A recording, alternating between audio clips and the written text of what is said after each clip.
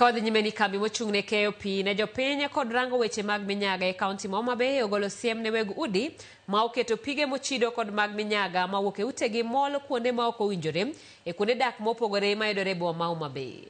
Jatatije maduong' mar Mawasco Thomas Nyonje ochiwo siem no kaluwore kod ywak ma jopiny ma pigego rocho chenro maggi oseketo.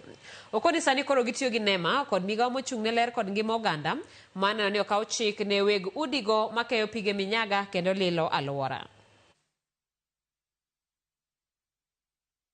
Kidhi kuonde mang'eny e estate ma Homabay ka, area machalo kaka Sofia, Shauri Yako, parts of Makongeni, and kata mana Kapita.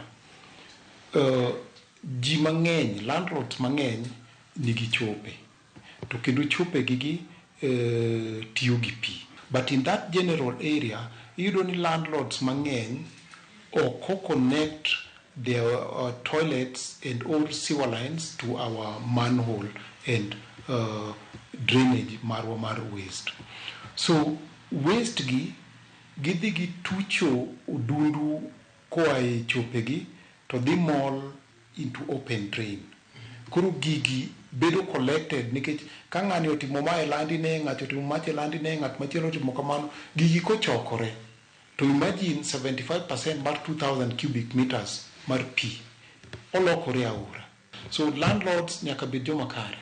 Dhi chuno ni landlords otudre gi Mawasco mondo mi wakonygi keto alwora maler e kuonde ma gidake. Mano e gima nyaka koro gitim. To ma anyalo wacho ni ok wadhi bembeleza. Adhi tudora gi jo public health, adhi tudora gi jo NEMA. Nyaka koro wawuoth collectively nikech sama nyaldiemo wuok to dhi affect oganda mar Homabay mangima.